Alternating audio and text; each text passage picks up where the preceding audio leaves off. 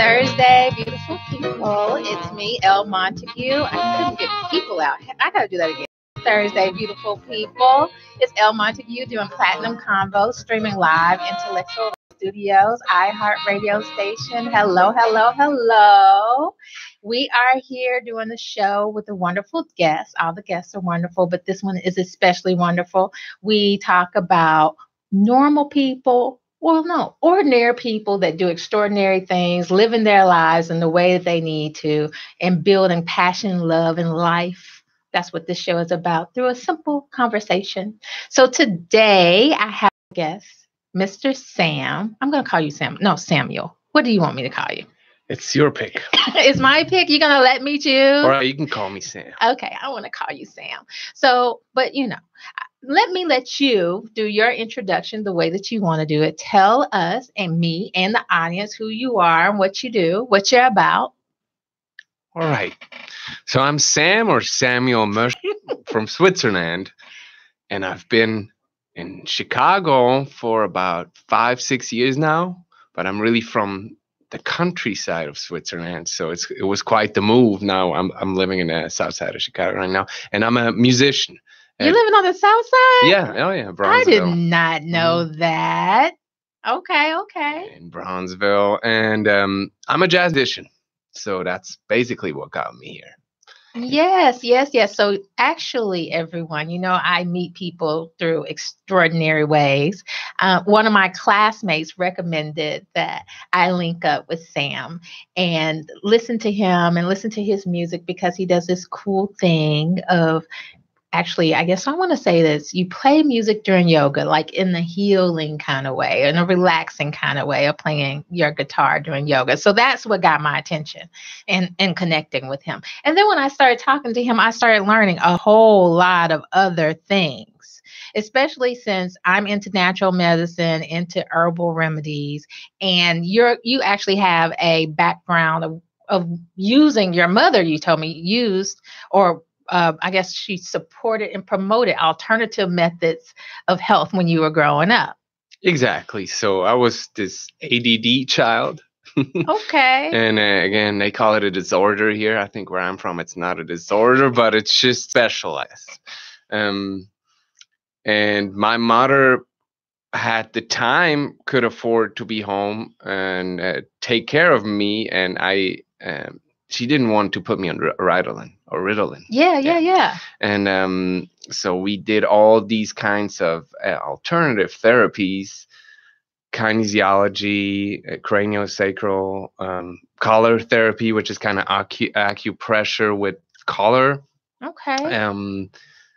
Pole therapy, we just talked about that, where you turn your head while watching a movie to put you in that stage, which I just remembered that I did this. I never knew what it does. What is it? What is it called? So it's called pole therapy, and it's all about, the two sides of the brains and balancing them out. And so you would, for example, in this therapy, you would watch a movie and they would kind of like turn your head while doing it. So, your eyes would switch perspective and that will kind of do something to your brain. All kinds of stuff I tried. So yes. Yeah. And that actually truly works. So that we were actually talking a little bit about that as a way of walking meditation, because he meditates and I meditate too. So walking meditation, you move your eyes backwards and forth to kind of put you into a rest and relaxation state that allows your body to go into its parasympathetic mode and rest and digest. So I didn't know that. That was actually a therapy for creative and active children. And I did exactly. That's creative and active children. Let's substitute ADD or ADHD with that. Yeah, people look at it as a disease or like as a disorder, and I was different, and I had the chance to make the best of it. I think it helps me as a musician because I perceive things a little different from like other people, I think. And that's what makes the whole creative process interesting. I cannot always describe how I do it, but it's just every brain, I guess, works in a different way. And certain brains are probably better for creative things. And Well, let me just play a little something for you. Okay, let me hear it. So what I'm gonna do now is I'm just gonna improvise something, which is pretty similar to what I do in a yoga class. Sometimes it's a more relaxing, helpful way of supporting them doing yoga, almost like a distraction, but not really. And sometimes it makes it harder. So I play something that is like really kind of like crazy, and it makes them focus in another way, and it can even get more intense, but then they're really in the moment too. So let's see what comes out now. Yeah, let's hear it. We don't Let's know. hear it. I never know.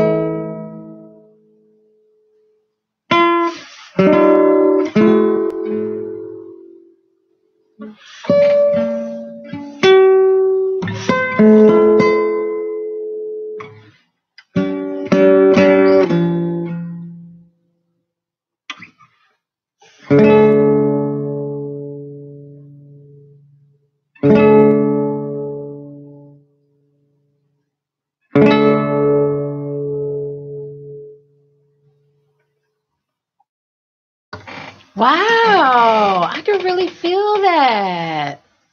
So, I actually looked up some of your trio, the work with your trio, and I was listening to one selection that you composed. I don't know the name of it, so that kind of messes up the story. But Was it Up? Was it the trio record called Up? I think it was. I don't know what it was, but it was like this upbeat. But then the tempo went down, tempo went up, and then it changed. And when I was listening to it with my eyes closed, I could feel a story unfolding. Like I saw a girl, excuse me, I saw a girl dancing and then racing and rushing and going to a bus stop and then getting on the bus, riding, and then reaching home only to race again. Mm-hmm. And so in my mind, just listening to the notes and the tempo, I could imagine a person and what they were doing based on that. Like the notes were not what we would typically expect if we listen to some music on pop culture or even any jazz from 20, 50 years ago, in which you have this a chord or repeating chord that you kind of fall back into. Do you know what I mean? Mm-hmm. And so I was very like taken aback by listening to that I was able to visualize a storyline with it. That's interesting. From what you describe, it was probably the title track of the album that is called Up. That was right around the 2012 mark, I think, when I wrote that piece. And it's just, I moved forward in this time. I moved to Chicago, and Chicago has like almost like a higher energy or a higher vibration, just because cities usually do, especially big cities. Than from like the countryside of Wattenby or even cities in Switzerland. So it was this upward motion in vibration. So it has to be a little faster, everything. And that's what I wrote the piece about. And for you, that probably was running on a bus and catching it and then going home. Yeah, I felt that. I totally felt that. Yeah. I totally felt that. So how is it that you're like coming up and composing your music? What is your creative process and how do you get that churn together to just sprout something beautiful like what you shared with us? I gotta forget everything, really. I can't control it. I just have to do it, just like I did it right now.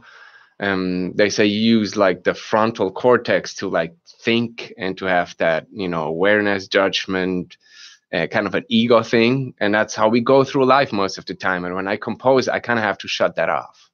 So, or like shut it down, not off completely. That wouldn't be very good, but shut it down so I can kind of be more creative and just let it flow. It just plays through me in a way. So I can always kind of sit down and say like, okay, I'm gonna go compose something. And then it just matters what space I'm in. I will compose a different song maybe in Chicago than I would on a countryside, Switzerland, or wherever I am in London, wherever I'm from. But when I sit down here and I would say, okay, I want to make a song.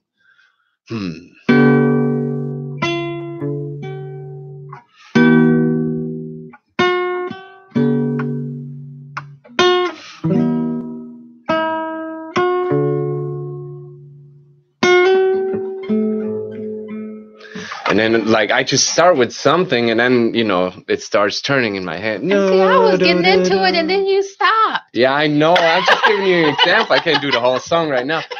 Now I would be like, okay, let's sing this, right? I'm not a singer, but I feel like a great melody has always, in some way, you got to sing it, because if you can sing it, it's a great melody.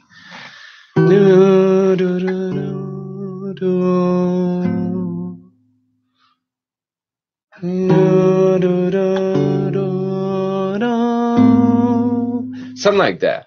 And then I would just keep going like that. So whatever comes out, and then I work with memory too. I say like, I'm going to do this, and I'm not going to write it down. And if I come back to it next day and I remember it, it must have been good. Yeah. I must have liked the idea. So I just keep writing it. And whenever I remember, at some point, I'm like, okay, I'm going to write this down. This is cool. So do you feel like when you're writing that you're actually... See, I'm not a musician, so I'm just like trying to understand the process. I'm the fan that always loves to listen to the music, but I can't generate any music. I did play an oboe one time. Wow. It's a beautiful instrument. Oh, it wasn't beautiful when I played it. It very much sounded like a squawking duck. But I did get Best Oboe Player of the Year every year. Oh, well, but then it must have been a little better. No, I was the only oboe player. I was the only oboe player. So that they had to give it to me. That was all I could do. But, so I imagine that when you're going through this process, that sometimes when I write my emotions, not necessarily writing the reality of things. Sometimes when I'm doing my creative thing, and I do a little bit of writing, is I write how I feel, not based on perception of what's actually logical sometimes or rational, or what's the actual real experience, just how the feeling of something is. Mm-hmm. Do you ever find yourself playing just your emotion, or are you just using, more of the creative spark? I think it's always a combination of the two. I can most of the time tell you in what position or in what mood or in what situation I was at when I wrote a song. What is it all about? Almost all my songs, and I've written a couple, maybe like 200-300, like that kind of number.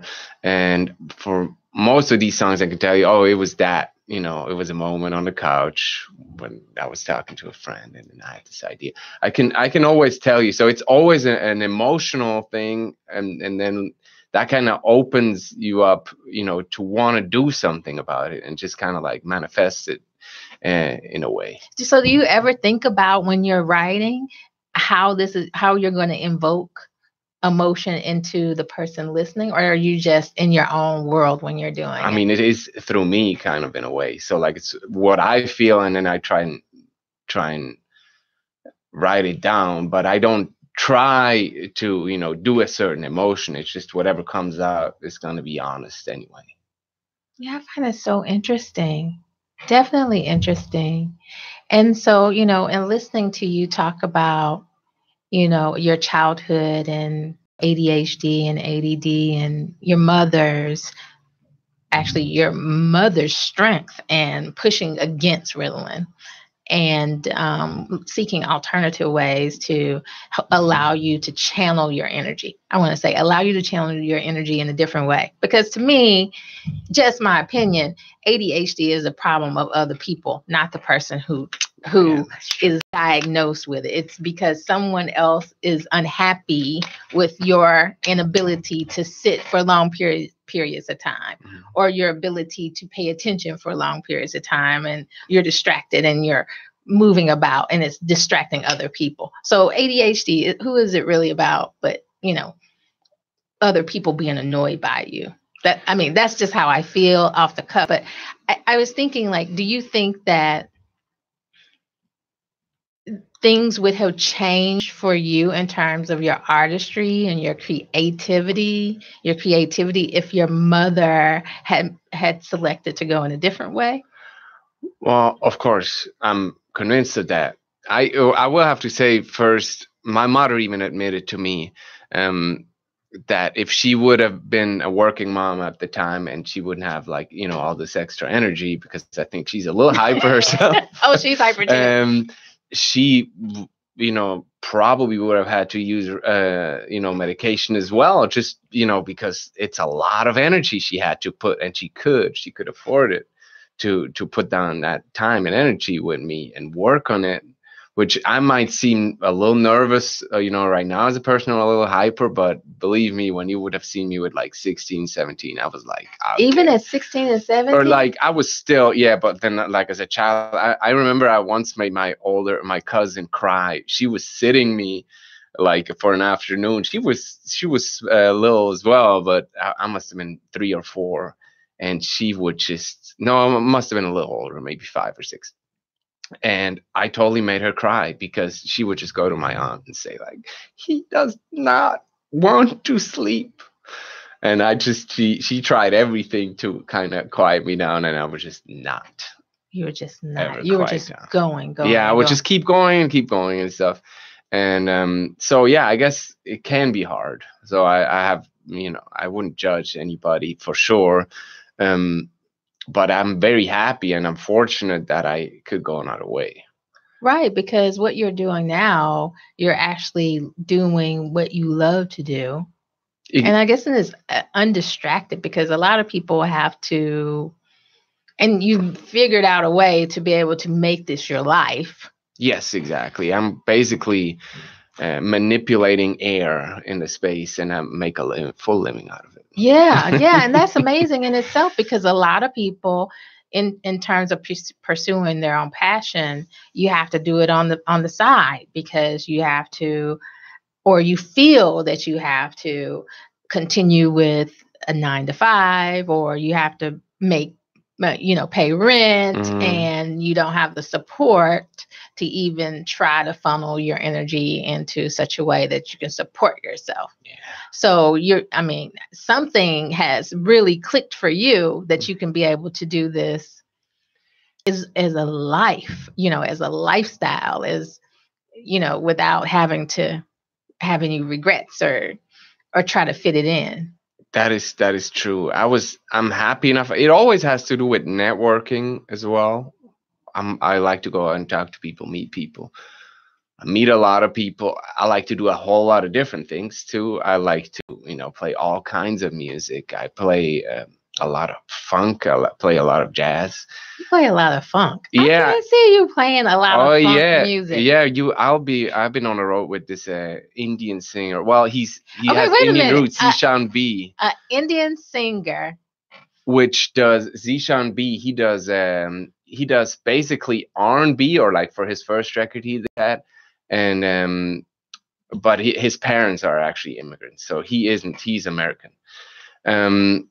But yeah, he mixes his up, and he's actually doing quite well. So we do a lot of R&B kind of type from the 60s, but his newer stuff, it's really kind of going towards the neo soul thing. And yeah, I've been doing that.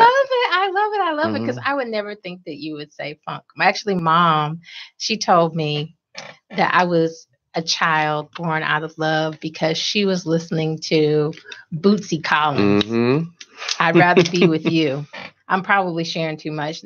Please, anyone that's listening, don't tell my mother that I actually said that out loud. So, so Bootsy Collins, like huge funk music. You know, we got the funk era of kind of things with that dreamy music, and I think they were wearing like diapers and stuff like that. Then Parliament, those spacesuit. Yeah, I know those. Yeah, the diapers I never heard, but that's pretty awesome. Maybe it wasn't Bootsy Collins with it was George Clinton probably with those diapers. Yeah. They were just way out there being, and they still creative. They still are. They have an amazing energy. I've heard this story of George Clinton coming to Switzerland, and for some reason, it must have been horrible booking. He played in front of 6 people, the whole band, and they played.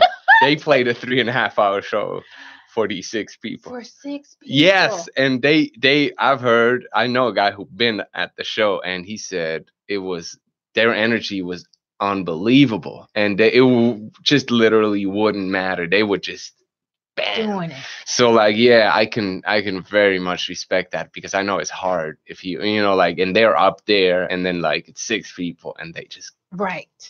I just can't imagine it. So if I actually thought of myself being a musician, I have 2 favorite instruments, the tuba and the bass guitar. And if I were to come back to life, reincarnated, if that could possibly happen, I would love to be a 6'4", tall, bald, dark Jamaican that wears a hat and a scarf and flip-flops, playing the bass guitar and barely moving. Like I have this image, like I would only do this every now and then, like shake my face and strum the strings. That is my vision. Like that is like the future I would love if I were ever to become a musician. But other than imagining and dreaming, I have no idea what it takes to do it.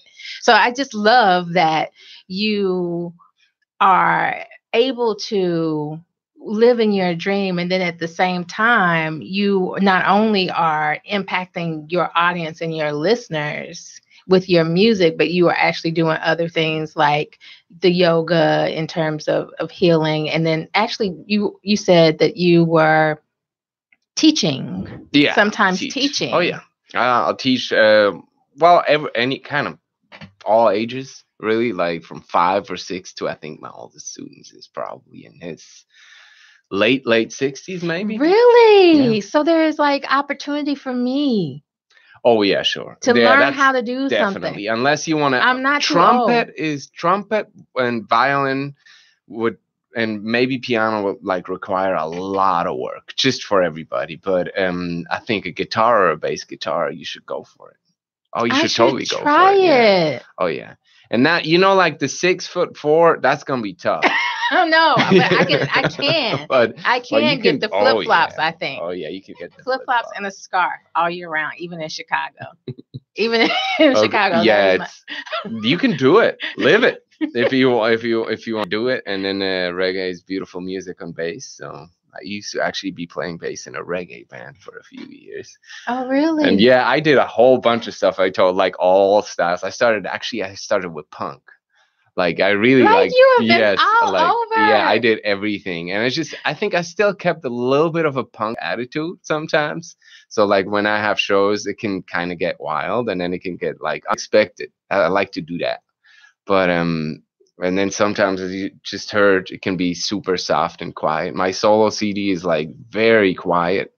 Like I like it like that too. Just whatever isn't there. So jazz, soul, punk, funk, neo soul, which is totally different, I think, than soul. Oh yeah, well, and like a mixture. So do you ever like when you're and then you had the reggae thing. So, and you probably had something else since you're from Switzerland. I'm sure that there's something that I don't know about that has influenced your style. Well, classical music, sure. I'm a huge fan of Johann Sebastian Bach. Oh. And I like this music a lot too. It's completely different. Again, I can kind of improvise a little bit in this style. which I just like the melodies that they had back then. It's baroque stuff. A couple hundred What years ago. what year is this? Well, I'm gonna improvise, so it's I think 2018. But Okay. you Okay. know, it's gonna be a little bit. I mean, what was that like the 1700s, 1800s, something like Okay. that. Okay.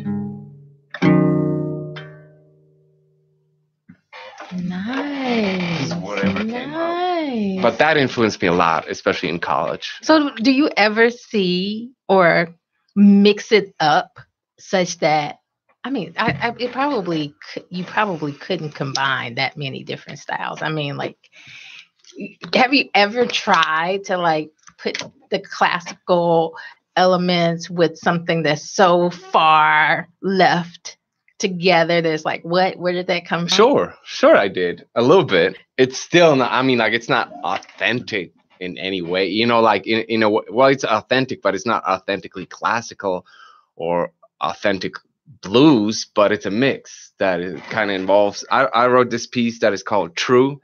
And that goes from a kind of a two-part invention, which is more so a classical thing, into like a bluesy riff. So Okay. let me.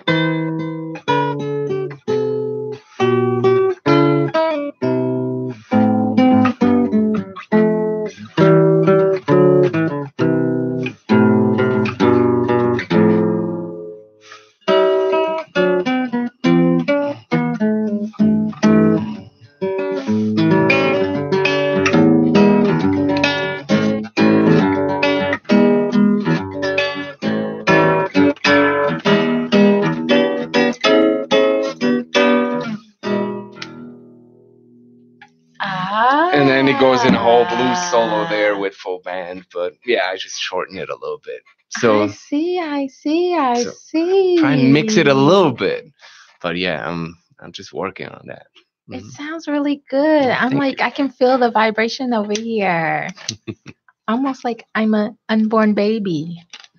So, I think that's very interesting what you're doing with your music. And I definitely, from, I guess, I'm interested in it from the healing perspective because, we are vibrational beings. We are made up at the lowest level of electrons and protons, and we're basically moving batteries with energies and charges, in which when you're actually playing and I'm sitting here next to you, I feel the vibration of the strings, and it feels like tingly and tickling and a nice feel. And maybe it was because I'm in a very good mood, but I definitely can feel that when you're playing.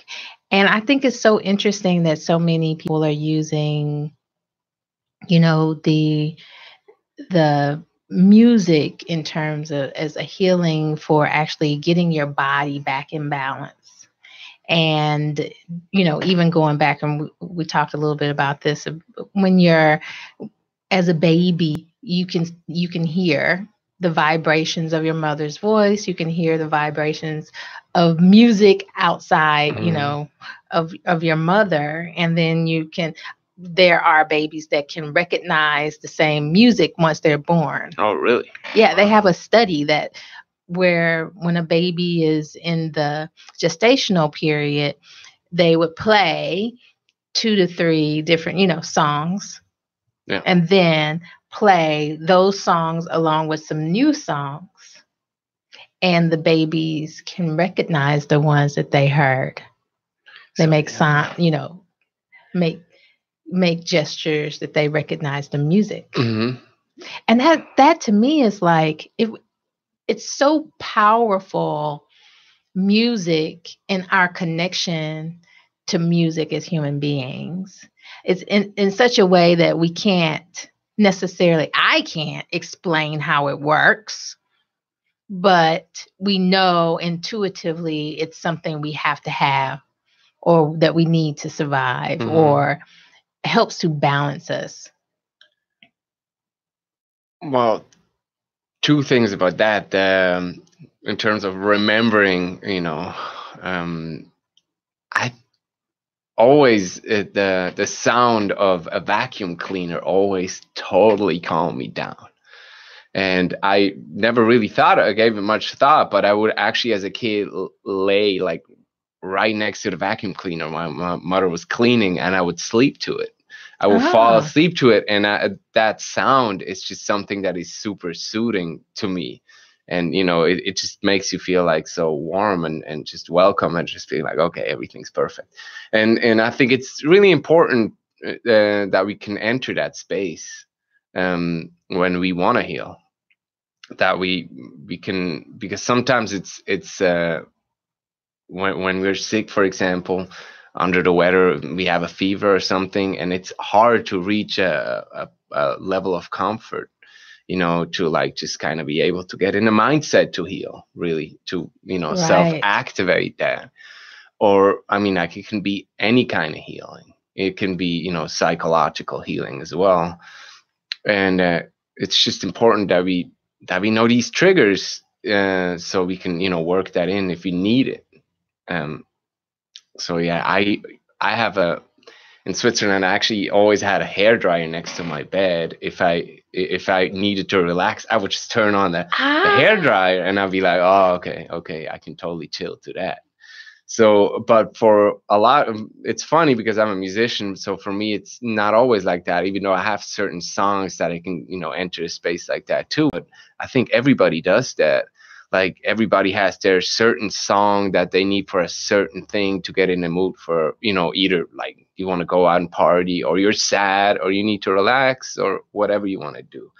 But music is so, like, we use it so much, and we don't even know how much it's worth, because it's all there.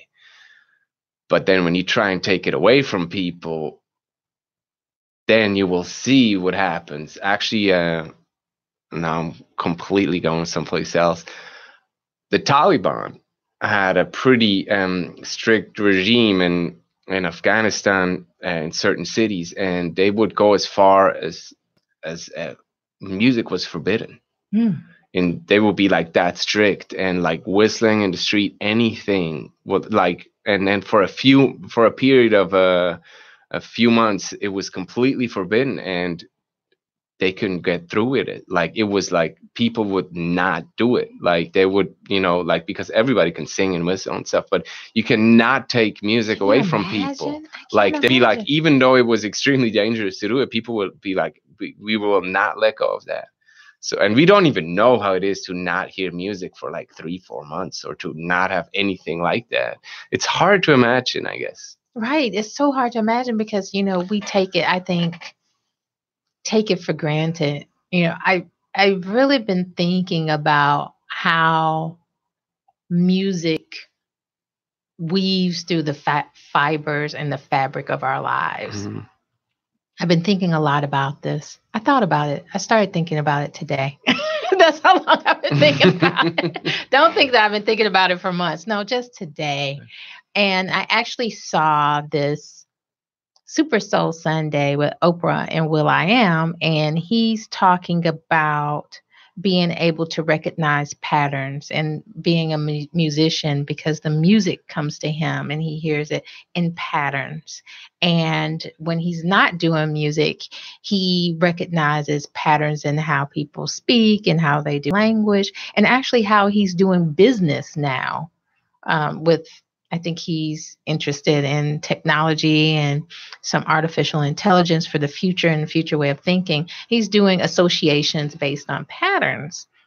And that really caught my attention because I was thinking, overall, there are truly patterns to life that I don't want to say ignore, but overlook. For example, our bodies have a certain percentage of water. The earth has a similar percentage of water. So our bodies and the earth in itself are very similar, in terms of the earth being a huge, an organism, a living organism, our bodies being a living organism. And within our bodies, we have living worlds within us. Like, for example, our guts are a living organism, or like an organism or a system, because there are different bacteria living in our guts and on us that we don't pay attention to.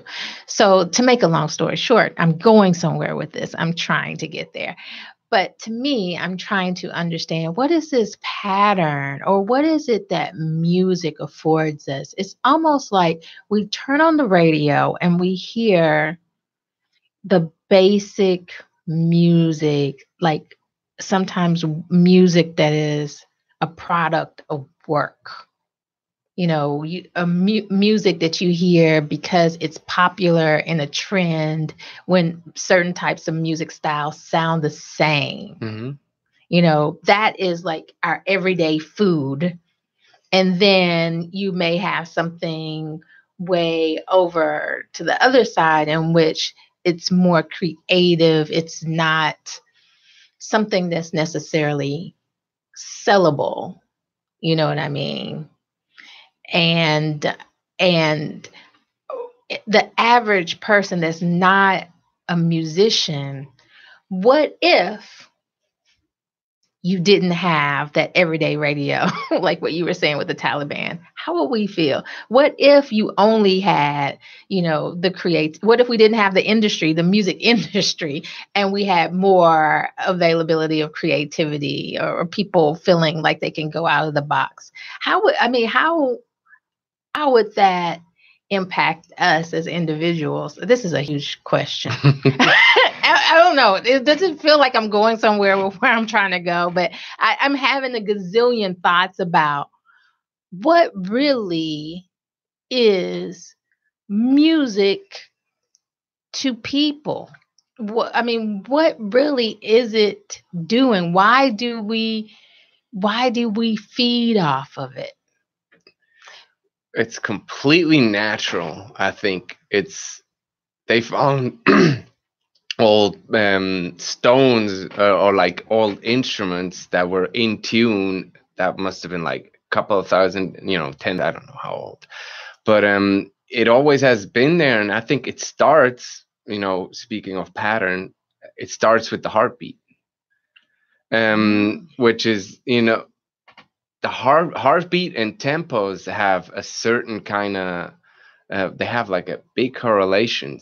They say 72, I think they say is the optimal heart rate. It's kind of like a good rate, just to like, you sit down or something, that will be very healthy. And then it goes more like to 60 or lower, 60 beats per minute, or lower when you sleep. And then when you do like 120, you start getting to be like, okay, I'm walking like, like a little faster or something. And then you get faster and faster. You go 180, you'll be really fast. And these tempos actually kind of correlate with music. So if we have like a song that is 60 beats per minute, it's gonna be like slow. It's gonna be like, oh my God, I can do something that is approximately 60 beats, but that would be.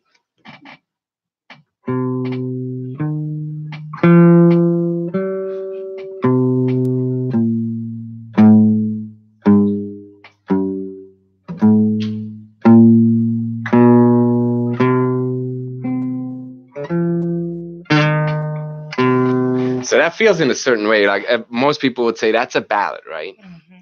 60 is such an interesting tempo. It's the seconds are 60 60 seconds, seconds a minute, so it is a very 60 natural minutes an tempo. hour. Yes, exactly. 60 is a number that we know really well. If you go slower than 60, we're entering a sleep mode, and it gets into kind of like, if I say, oh, I'm going to play a slow blues in 55, which is slightly under 60, then you will be like, and you will feel the difference, because it's kind of like, oh my god, this is getting kind of like, oh, this is really slow, like.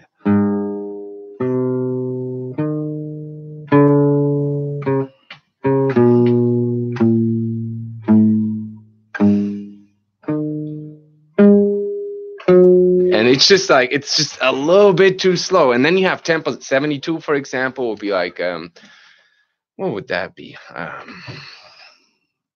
me think.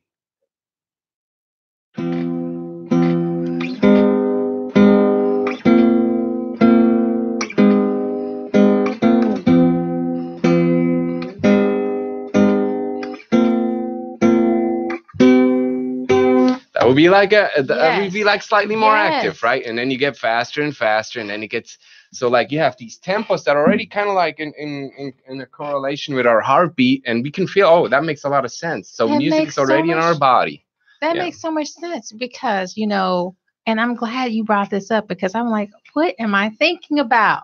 Okay, so this makes so much sense, because when you're working out, if I'm working out and I want to play some music and listen to it, I pick a song that makes me run. Has a certain tempo, will be most likely, probably, I don't know, 180 or something will be like, the beats per minute is like, it's gonna be a fast song. Yes. Or 90, that is like certain, and if you cut them in half, it's kind of a similar effect.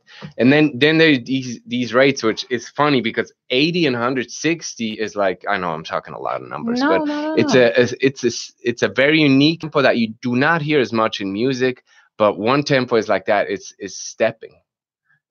Stepping music in Chicago is kind of a thing. Yeah. And sometimes deep house is in these tempos too. And that's a very Chicago tempo. If I go see Justin Timberlake in concert here, he will play a few stepping tempos. And he will only do that for Chicago, because people know these tempos here. Because everyone's moving fast. And it's fast and it's slow. It's in between. 80 is in between the fast and the slow. It's slightly faster than what feels really comfortable. And that gives you that inner urge. You know what? It makes so much sense, because, when I'm thinking about it. Okay, so if I play the certain song so I can work out, I'm not thinking about moving my body faster. My body hears the music and my body just moves faster.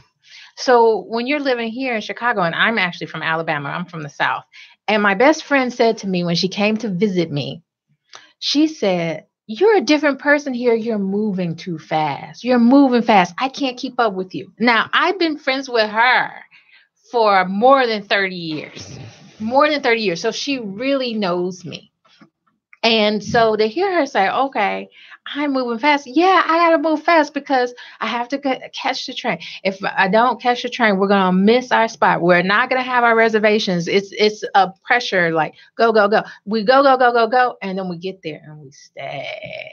Relax. If you can get there to where you're going, you chill out, you have a drink, you have a conversation. It's slow. And then it's time to go. So you got to go, go, go, go, go. Hurry up and wait. Hurry up and wait. Yeah, hurry up and relax. So just to think about the type of music here, based on the actual lifestyle of the people living here, it's like, I'm sure somebody's done the study on it. I just never thought about it. I never thought about it that way. Yeah, and Chicago music is Chicago jazz too. To me, Herbie Hancock is in a way a typical Chicago artist, in a way how he uses space, how he's like, he doesn't have to like say such many things in like, okay, I'm gonna say all of this. He's just like taking his time and just plays that piano solo real relaxed, but it's still a lot of energy. He's going places, but he takes his time.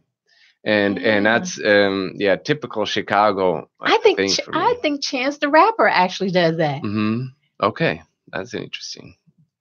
because it's like the more popular songs that I listen to actually Hmm. on the radio are songs that build. They're not necessarily the fastest at first, but then it builds into an excited high, Hmm. vibration. That's something to think about. Yeah, it's the sound of the city. The sound of the Like city. Marquis Zell's album. Yeah, it's the sound So of the where you city. live and the rhythm of your heart. I think that makes sense. It's soil to me too. I feel like where you stand is the music. When I say I write different songs in different places, sometimes it's the water. I always talk about the Swiss water being really good, but it's mountain water. It's just really Yes. nice spring Because you water. have so much ice. Yeah, Is it just exactly. coming off the ice? Yeah, and it gets That's like, filtered through, like, so if it rains, it filters through all, like the hills down the mountain and comes out clear. And it's just it's really good water, and it's really energetic water. And you write other songs like that, and then the soil feels different. You have different people, but I think it's where you live. So in a way, American music or US music, it can vary, but it's like the soil that you're standing on that influences hmm your sound and your music. And that might be different in Manhattan. Manhattan is like, I think, a pretty special energetic stone that is kind of unique, that the whole island is on. And it's just like this other energy. That's why everything in Manhattan is so crazy, because it's just another magnetic thing going on. I don't know. Yeah, I want to know. I want to know how this works because when I'm meditating, I have this new. Well, I always listen to Deepak sometimes if I want a guided meditation, Hmm. if I want to boost myself, and of course that comes with music.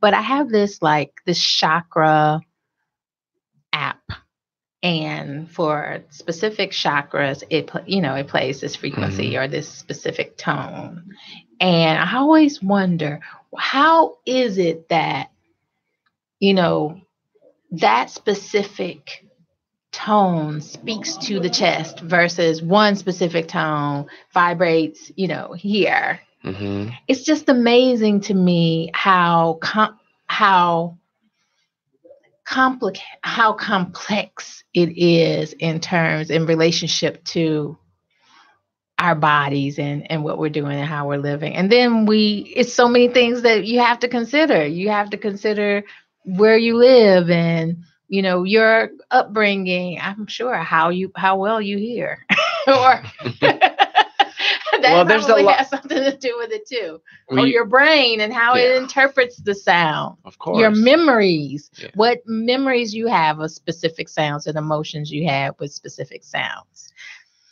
And we probably just, again, I quoted that. I was actually bench watching Luke Cage all day today. For some reason, I just felt like it. But anyway, they had that one quote in there. They said something like, well, we call it magic because we don't know how it works. But if you would, we probably will call it science then in the future. And I think that's how music works too, in a way. And I mean, we know it works. We know it does something. And different music has a completely different effect on us, but we don't know quite how yet. But maybe one day we will. Yeah, maybe one day we will because they've been knowing this throughout time. Shamans used it. And actually, I had a guy that I talked to, maybe it was a few months ago. He actually uses with his acupuncture, Mhm. once the needles are in, and usually you just lay there for 20 minutes with the needles in, you listen to some background music and in the dark and wait for your therapy to work. But he actually uses a shamanic drum Mhm. and beats a rhythm over the person while they're in their treatment, Mhm. which I think is interesting because I'm sure those needles are, because of the vibration of the drum, vibrating. Mhm. And I'm like, there's so many things that people are doing, like, and to understand like how this all fits in, it's gonna be magic for a long time. Yeah, I know. And I think that's kind of the beauty of it too, that we don't really understand, but it's obvious that it works or it does something. And so much has been, like, oh, we know exactly how this works, or people sometimes say we know exactly how this works, but they don't really know. I think they found out how alcohol works on the brain and really late. What, in the 1990s? We just didn't know until then. Everybody was drinking though, but nobody really exactly knew how it would like later have fat over, like it's complicated, but like they didn't know. And so like, yeah, science is, it makes me think, if musicians die and they were like really big, like a lot of people worship them, they'd be like, oh my God, he was so great. And like Bach or whatever, or you can John Coltrane or any kind of, James Brown, Michael Jackson, whoever you want, name it. I felt Prince, like that. I felt like that when Prince died. And they have so much respect, and we know, oh, wow, they did great, but a lot of time they struggled during their lifetimes. I know for Bach, which is kind of a progressive composer, like for how when he wrote it, it's crazy what he all tried. And back in the day, people were like, oh, he's a conservative composer. It's kind of boring what he does. And that's what they were thinking about his music at the time. And they really rediscovered him much later and found out how progressive it was. And then you have doctors, which everybody respects doctors and what they say and their deep knowledge of the body. But if you talk about a doctor and to a doctor and say like, well, a doctor 20 years ago, what did they know about the body? They will say, not much. They, like in the last 20 years, so much happened. We didn't know anything back then, right? So, and that happened 20 years ago and 40 years ago. If you ask the same doctor 40 years ago, it will be the same thing. So what makes us think that like, okay, in 20 years, the doctors then will say, oh, the doctors now didn't know anything. But we respect them so much here. It's like, which I'm not trying to, talk poorly about doctors, but our perception is so off. It's like, oh, we respect these musicians, even though not when they're alive. But the doctors in the now is like, oh my God, this is like, he knows everything. Yes. And we take the science for, like as it is, as like, the definite state. Yeah, exactly. which we know that science is going to be completely different. And because they don't know it yet, And with music, I feel like this here and now is what matters. I understand that. Like I was actually I think it was the first time I found Matt Corby. What song is it I'm thinking about? I can't think at all today, but it's a song. I want to say it's Monday. Do you know Matt Corby? I do not. Okay, so he's an artist and he has this he's doing like these tones. It's like and then he records it and then he layers it he loops it over and over and over. And I when I first heard that, I felt it was more ominous and it invoked like me to feel a sadness because of the way that he was moaning or the way that he had a crack in his voice. Mm-hmm. And I didn't know anything about him. I didn't know the words of the song. All I could do was feel in my chest that tone that made me go into an emotional state. And so to me, I feel like anything that can invoke emotional and a biological response such that you cry, even, movies do it sometimes for that. But, you got to recognize the artistry and the power in that. The artistry and the power in that and the whole depth of appreciation for someone's creativity to be able to create something that moved another person. Mm-hmm. And it's beautiful to move someone in a way, like not everybody gets it, or like oftentimes people don't get it. And you have this one person in the audience that is totally on you, like they know exactly what you try to do and understand it. So yeah, I'm always appreciative if somebody has that sensitivity. Yeah, I love it. I love it. I love it. I love it. And I love what you do. I really do. I'm going to have to keep listening to you because your music it's for me. it is like that unpredictable, because I've listened to a lot of music and you think that you can anticipate where it's going. And with you, when I'm listening to it, I can't, I'm like a like, story. yes. And it's a Thank you. surprise. It's a surprising story. I don't know where it's going to end. Yeah. And I think that's the beauty in your piece, like the beauty in your composition. So I'm very thankful that you're able to use this to impact other people and make people feel good about themselves, not only to entertain and to do your thing while you're traveling, but also to take the time to bring it to the common folk and provide therapy and stress relief. We will do a yoga and meditation series this Sunday at the Chicago Art Department, where we do exactly that at 1 p.m.